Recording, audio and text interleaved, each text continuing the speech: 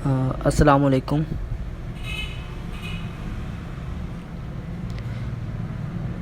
आज हम वीवो वी11 का डेड बूट रिपेयर करेंगे।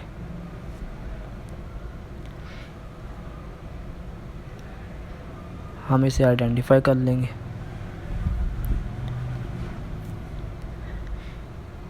ये इसकी सारी सॉफ्टवेयर इंफॉर्मेशन शो हो रही है।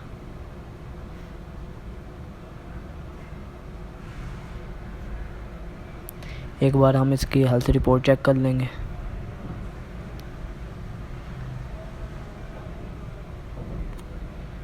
हेल्थ रिपोर्ट चेक करने के बाद हम एक बार इसका नैन टेस्ट करेंगे। अगर नैन टेस्ट ओके होगा तो इसका मतलब हमारी ईएमसी को इशू कोई नहीं है। ये देखें, नैन टेस्ट में फेल आ गया। इसका मतलब हमारी ईएमसी की हेल्थ को भी इशू है और डंप को भी इशू हो सकता है। तो हम एक बार दोबारा आइडेंटिफाई कर लेंगे। 512 MB का एक हम डंप रीड करेंगे।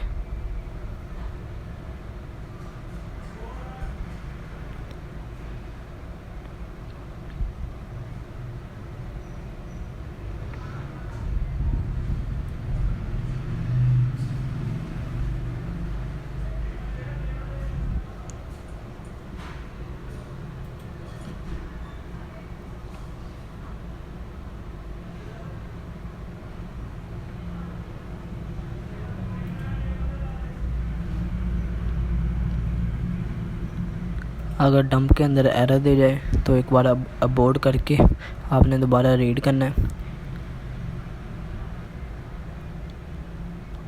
ये देखें, एरर दे गया। हम दोबारा से रीड करेंगे अब, और जब रीड करेंगे ये वहीं से स्टार्ट होगा।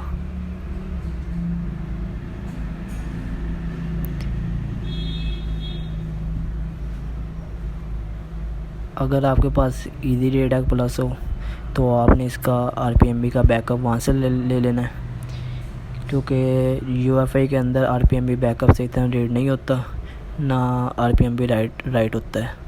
तो आपने इसका RPMB कुछ भी रेज़ करने से पहले इजी रीड टैग से ले लेना है।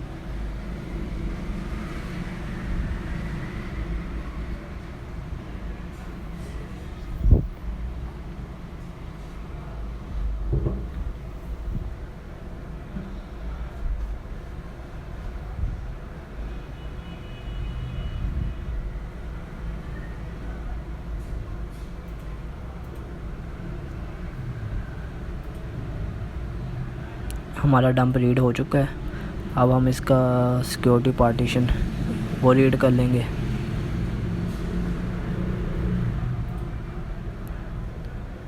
अ, 512 MB का जो डंप होता है उसके अंदर सिक्योरिटी पार्टीशन सही तरह नहीं आती, तो इसलिए हमें सिक्योरिटी पार्टीशन अलहदा से रीड करनी पड़ती है।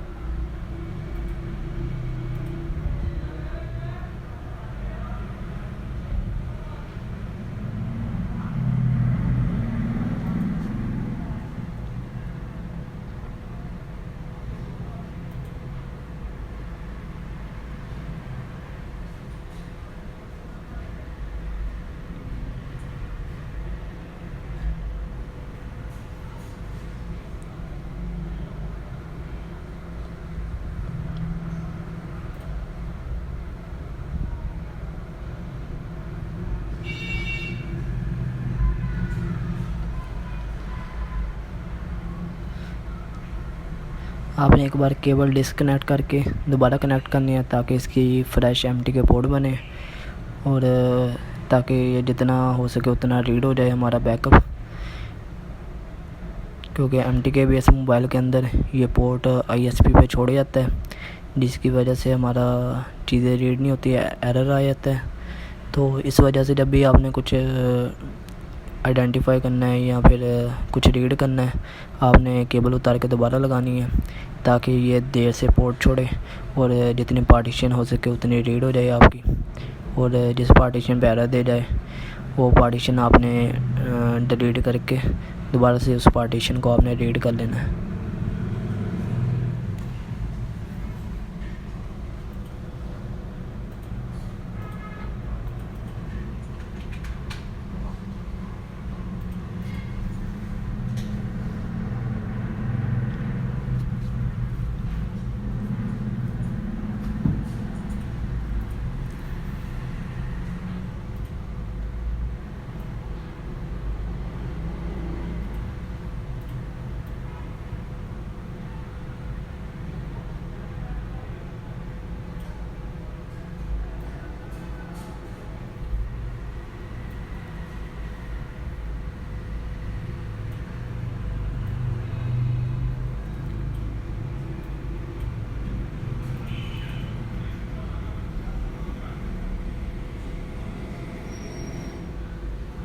ये देखें एनवी रैम के अंदर एरर दे गया है। तो जहाँ पे इसका बैकअप सेव हुआ है वहाँ पे हम जाएंगे।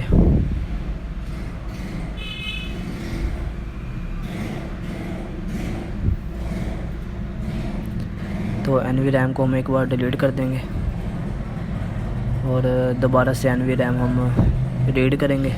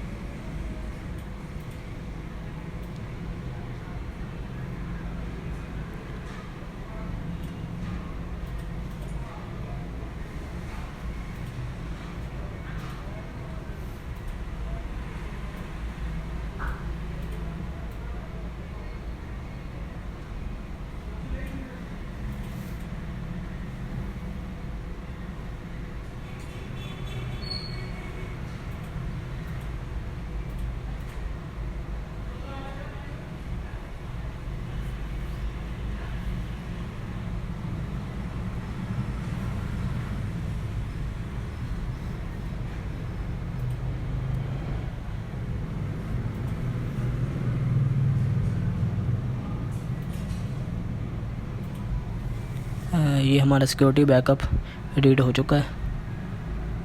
अब हम एक बार इसे आइडेंटिफाई कर लेंगे।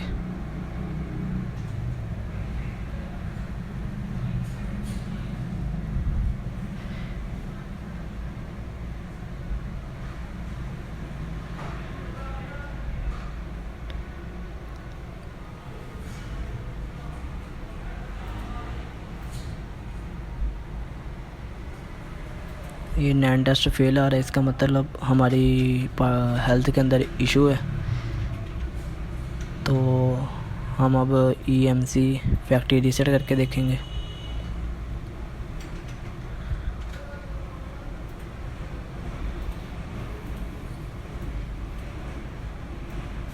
ये EMC फैक्ट्री रीसेट करने में टाइम ले रहा है, तो इसका मतलब है EMC फैक्ट्री रीसेट नहीं होगा, क्योंकि फैक्ट्री रीसेट होने में इतना टाइम नहीं लेता।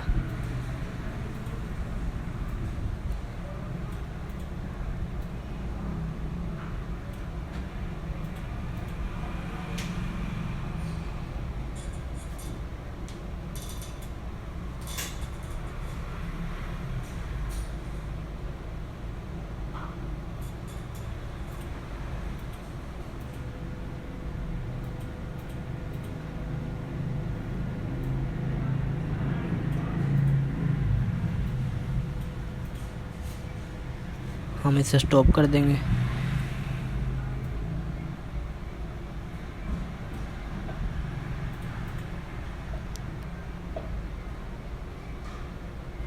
एक बार हम UEFI बॉक्स क्लोज़ करके दोबारा ओपन करेंगे।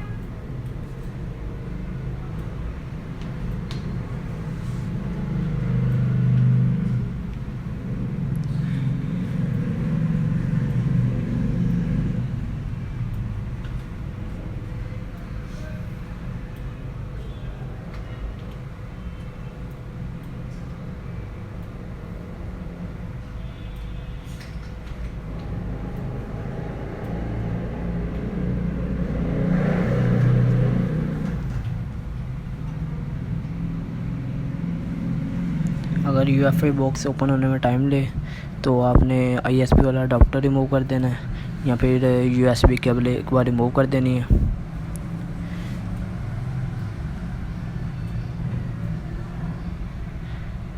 अब एक बार दोबारा हम UEFI बॉक्स ओपन करेंगे। ओपन हो चुका है UEFI बॉक्स।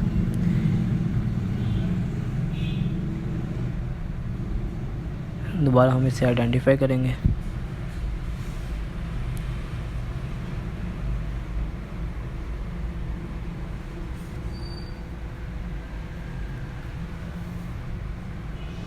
मोबाइल आइडेंटिफाई हो चुका है। दोबारा एक बार फैक्ट्री रीसेट करके देखेंगे।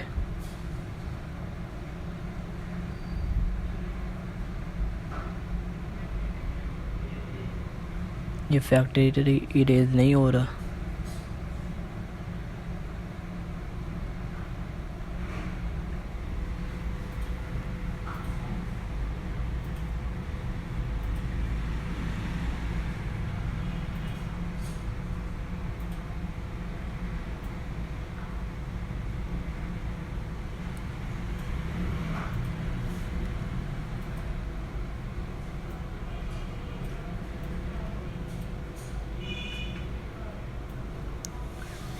हमें अब दोबारा यूएफए बॉक्स ओपन करना पड़ेगा।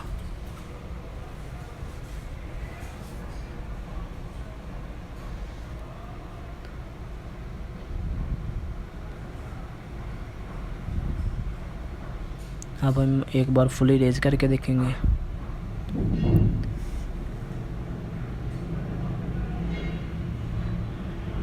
ये फुली रेज भी नहीं हो रहा।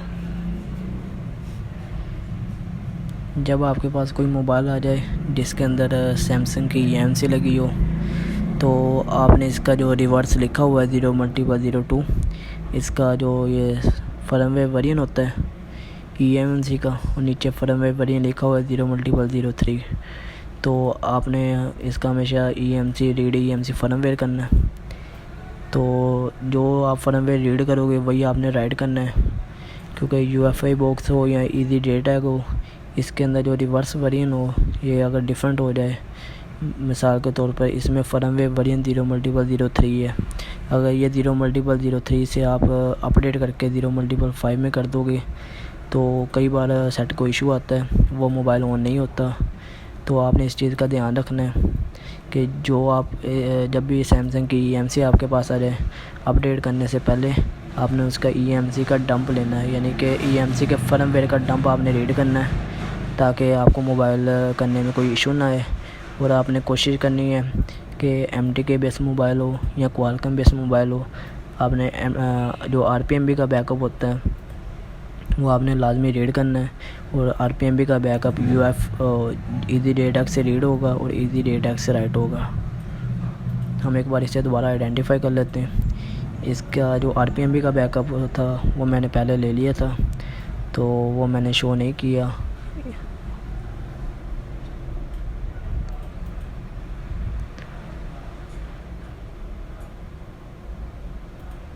एक बार दोबारा आइडेंटिफाई करेंगे।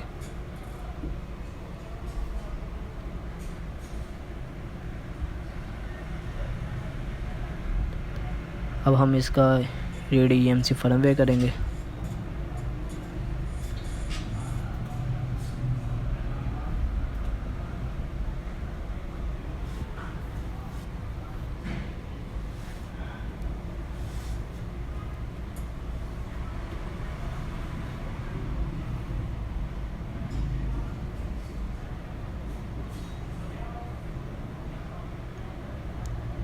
ये हमने रीड EMC फर्मवेयर किया है।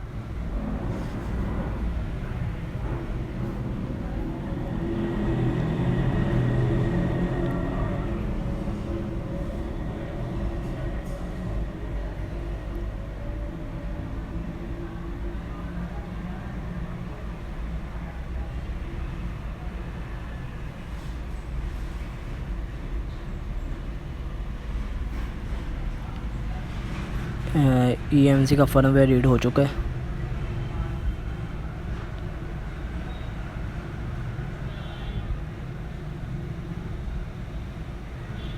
तो दोबारा आइडेंटिफाई करेंगे।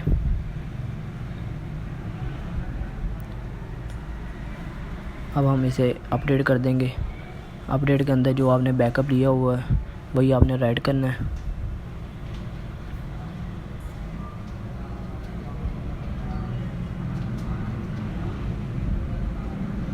अगर ये एरर दे जाए, आपने दोबारा आइडेंटिफाई करके केबल उतार के दोबारा लगानी है, और केबल लगाने के बाद आपने एक बार दोबारा अपडेट EMC करनी है।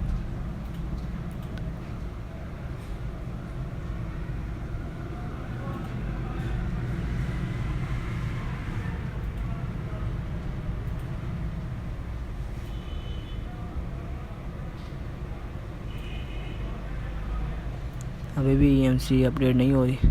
तो अगर EMC अपडेट ना हो तो हमने VCC को 1.8 वोल्ट पे सेलेक्ट करना है और फिर हम इसे अपडेट EMC फर्मवेयर करेंगे तो ये अपडेट EMC फर्मवेयर स्टार्ट हो जाएगा। ये देखें, अब अपडेट EMC फर्मवेयर स्टार्ट हो गया जब हमने VCC की 1.8 वोल्टेज सेलेक्ट की है।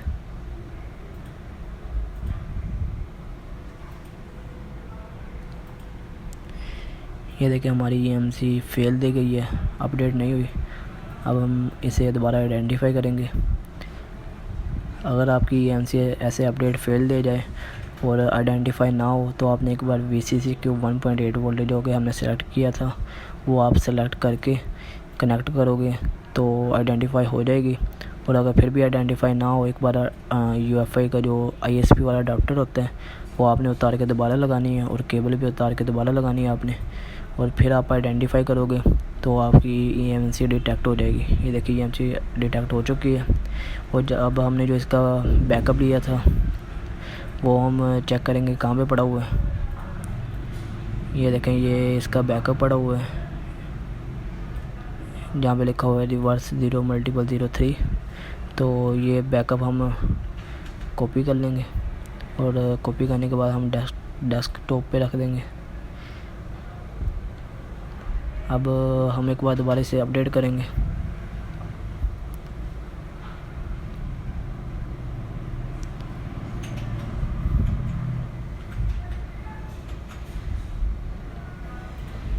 ये दोबारा फेल दे गई है, हम आइडेंटिफाई दोबारा करेंगे।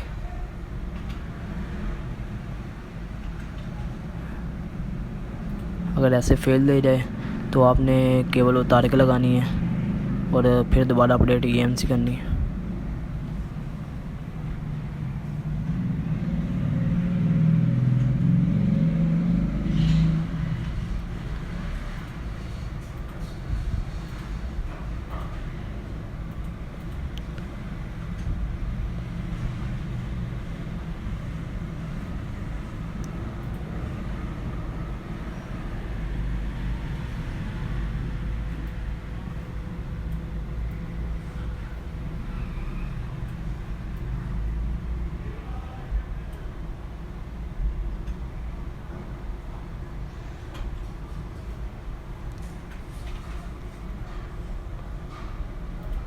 ये हमारी EMC अपडेट हो चुकी है।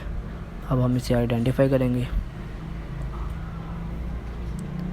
ये देखिए, आइडेंटिफाई करने के बाद इसका जो EMC का फर्मवेयर वेरिएंट है ना वो अभी भी 0 मल्टीपल 03 है। तो ये फर्मवेयर वेरिएंट सेम होना चाहिए। अब हम इसे डंप राइट करवाएंगे।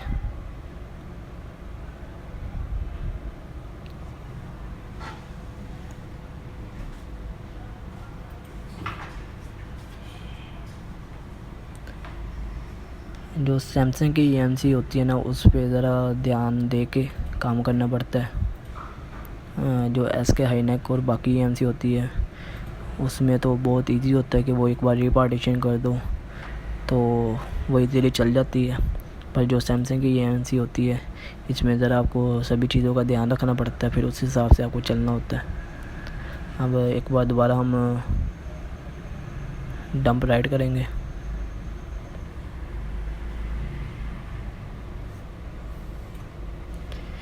जो MTK बेस मोबाइल होते हैं उसमें जो डंप होता है वो पूरा राइट नहीं होता, तो जितना राइट हो जाए आपने उतना राइट करवा देना है, क्योंकि डंप हमें सिर्फ पार्टीशन बनाने के लिए चाहिए होता है। बाकी हमने फ्लैशिंग करके ही मोबाइल ऑन करना होता है। तो जितना राइट हो जाए, जितना ज़्यादा राइट हो जाए उतनी अच्छी बात है, पर अगर जितना भी राइट हो सकता है तो आपने उतना ही राइट करवा देना है।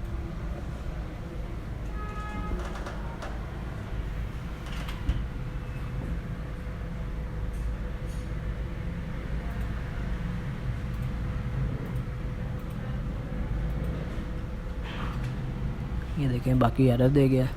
हम दोबारा आइडेंटिफाई करेंगे इसे।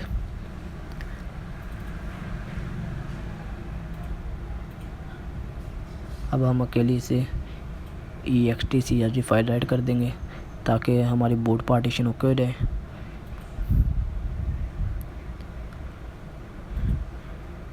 ये देखें, ये हमारी जो पार्टीशन है वो ओके हो गई है। अब हम एक बार इसे नैन टेस्ट कर लेंगे। ये देखें, नैन टेस्ट के अंदर ओके हो गए, तो इसका मतलब अब हमारी EMC ओके है। अब हम दोबारा आइडेंटिफाई करेंगे।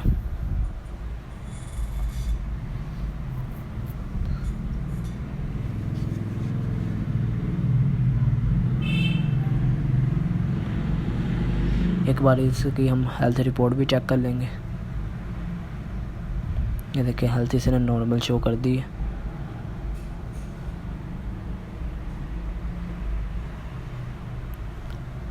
अब जो इसका सिक्योरिटी बैकअप हमने रीड किया था वो इसे राइट करवाएंगे।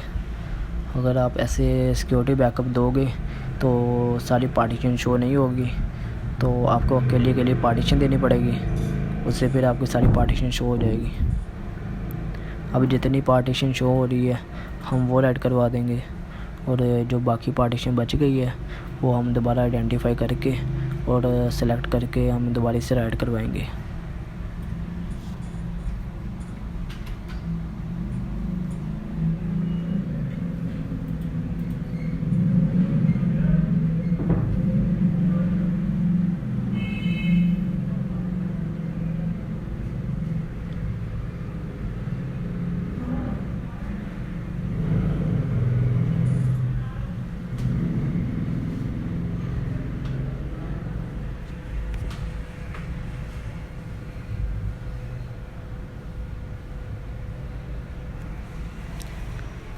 आपको इसकी डंप फाइल और फ्लैश फाइल डिस्क्रिप्शन के अंदर मिल जाएगी।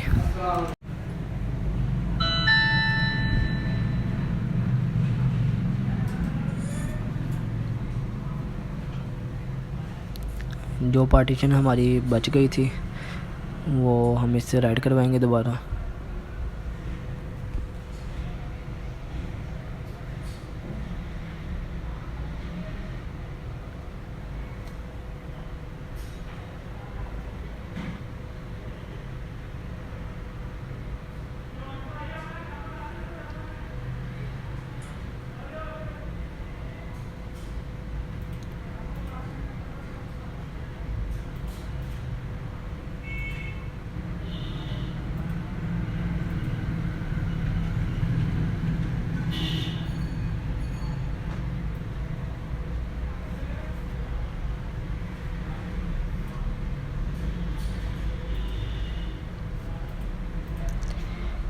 ये हमारी पार्टीशन रह गई थी, तो अब हम ये इसे राइट करवा देंगे।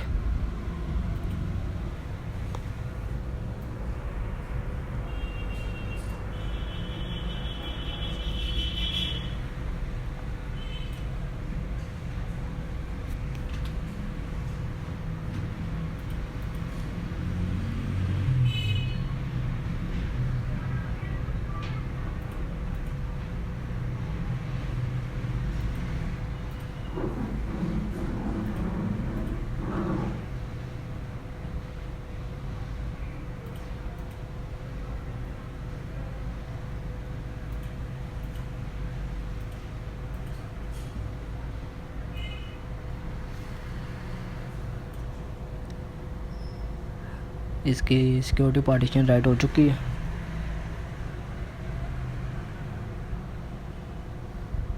एक बार दोबारा हम नैन टेस्ट कर लेंगे इसका।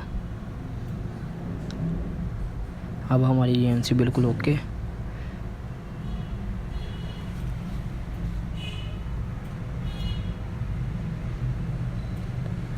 अब हमने CM2 ओपन कर लिया फ्लैशिंग के लिए।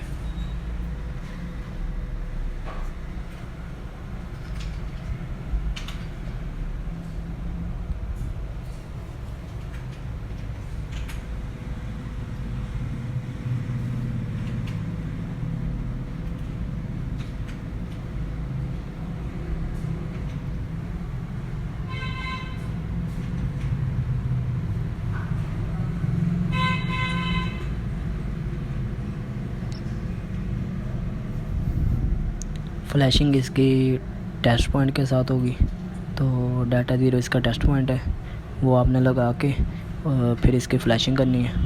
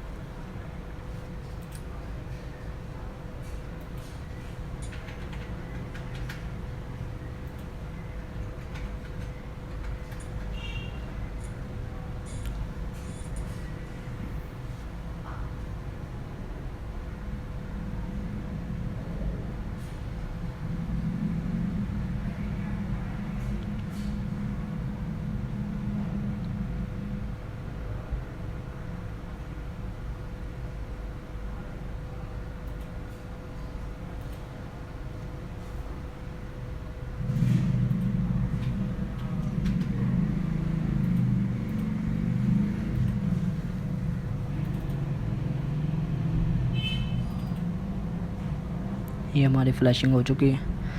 अब हम मोबाइल ऑन करके चेक करेंगे कि मोबाइल कंप्लीट ऑन हो रहा है।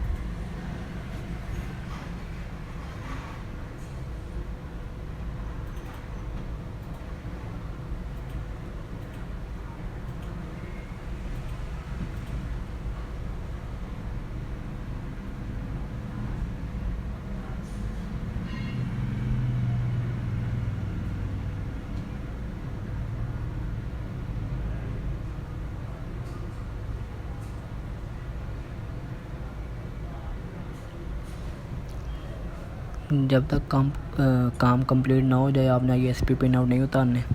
और जब आप मोबाइल ऑन करो तो आपने ध्यान रखना है कि जो ISP पिन आउट है वो आपस के अंदर अटैच ना हो और कोई शॉर्टिंग ना हो।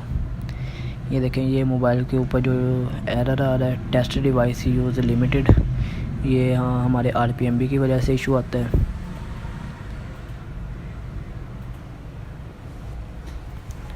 तो इसके लिए हमें RPMB से राइट करवाना पड़ेगा ताकि ये हमारा एरर ख़त्म हो जाए।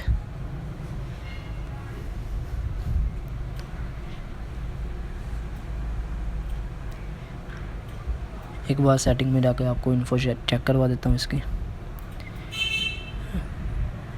ये इसकी इन्फो है। ये देखें, IMEI नंबर भी शो नहीं हो रहे। इसका जो बेस बैंड वेरिएंट है वो भी अननोन हो चुका है। तो अब हमें पहले से RPMB राइट करवाना पड़ेगा।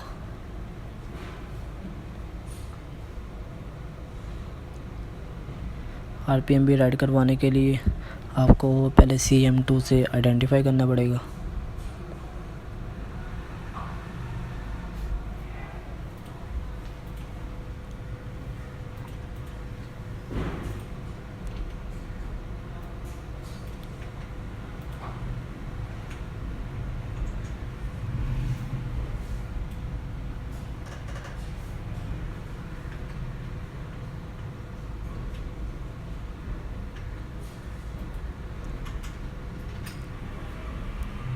अब हम इस CM2 के अंदर जहाँ पे लिखा होता है BROM SOCID, वो इसकी CPU की होती है, वो हम इसे कॉपी कर लेंगे।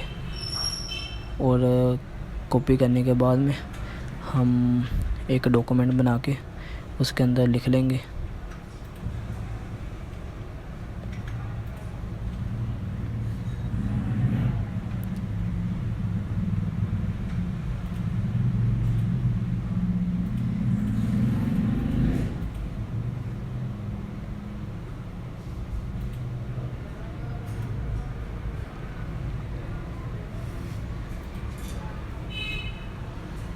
अब हम इजी डेटा को ओपन करेंगे।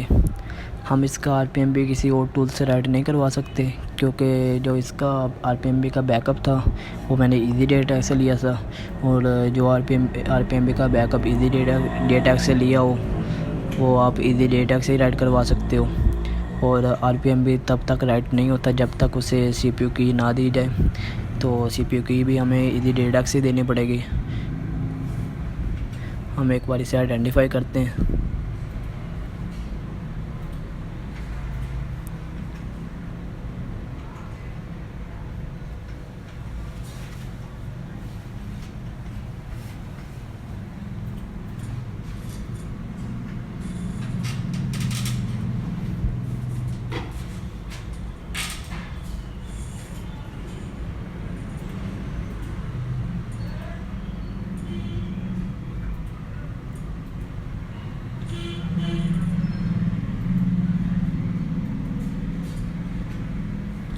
मोबाइल आइडेंटिफाई ना हो तो केबल और आपने अडाप्टर उतार के दोबारा लगाना है, जो ISP वाला अडाप्टर होता है। ये देखें, अब हमारा मोबाइल आइडेंटिफाई हो चुका है।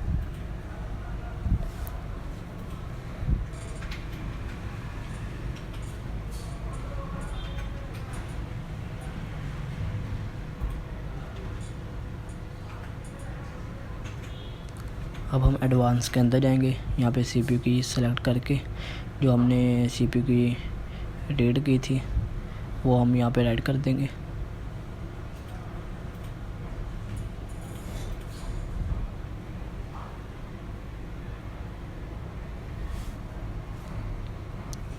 और याद रहे, आप एक मोबाइल का दूसरे मोबाइल को RPM भी राइट करवाओगे तो मोबाइल आपका ऑन नहीं होगा, या अगर कोई एरर आ रहा है वो नहीं यानी सोल्व होगा, तो आपको अपने मोबाइल का ही RPM भी राइट करवाना पड़ेगा। ये देखें CPU की राइट हो चुकी है। अब हम आइडेंटिफाई करेंगे CPU की राइट होने के बाद में। ये देखें इसने शो कर दिया RPM भी प्रोग्राम एंड रिटर्न 0 टाइम। तो अब हम जो RPM का इजी डेटा से मैंने बैकअप लिया था वो मैं इसे राइट करवा दूंगा। ये RPM का बैकअप लिया हुआ, ये हम इसे राइट करवा देंगे। RPM का जो बैकअप होता है होता तो ये 16 MB का है, पर इसे राइट होने में काफ़ी टाइम लगता है। तो इजी डेटा एरर देगा, पर आपने फिर भी राइट करवा देना है। और जब ये पूरा कंप्लीट हो जाए तो एरर देगा, फिर भी ये राइट करवाता जाएगा। और जब ये कंप्लीट हो जाए आपने उतार के चेक करना है। जो कि RPM भी होता है वो राइट होने में ज़रा टाइम लेता है, तो आपने वेट करना है जब तक पूरा राइट ना हो जाए। और अगर इसका जो बेसबैंड अननोन शो हो रहा था वो आपने CM2 से रिपेयर करना है। और बेसबैंड रिपेयर करने के बाद में अगर IMEI नंबर 0 हो जाए या IMEI नंबर सेम शो हो, तो आपने IMEI नंबर ओरिजिनल जो होता है वो रिस्टोर कर देना है CM2 के साथ। और अगर NVRAM आपका डैमेज हो तो मैंने डंप दिया हुआ है डिस्क्रिप्शन के अंदर, उसका NVRAM ओके मैंने टेस्टेड है, मैंने चेक किया है। तो वो आपको NVRAM राइट करवाना पड़ेगा। NVRAM राइट करवा के आप जब IMEI रिपेयर करोगे ओरिजिनल, तो वो आपका IMEI रिपेयर हो जाएगा। अगर यहाँ पे ये ना भी डन शो करे तो आपने फिर भी इसे उतार लेना है और अब हम मोबाइल से ऑन करके चेक करेंगे।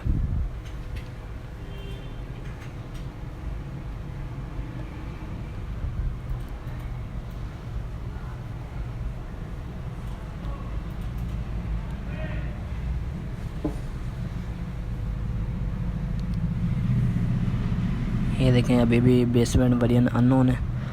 अब हम CM2 के साथ इसका बेसबैंड रिपेयर करेंगे।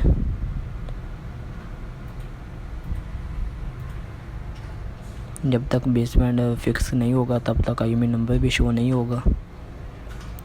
ये हम CM2 में सिक्योरिटी में जाके रिपेयर बेसबैंड कर देंगे।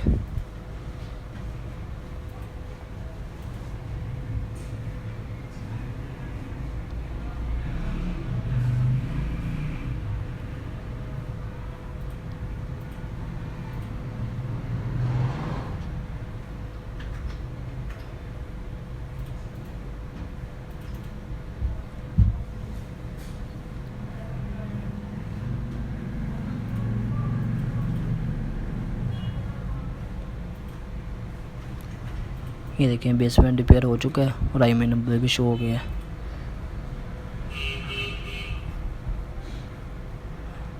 आपने ओरिजिनल IMEI रिपेयर करना हो तो CM2 से कर लेना, वो हो जाएगा। वीडियो अच्छी लगी हो तो लाइक करना। अल्लाह हाफिज़।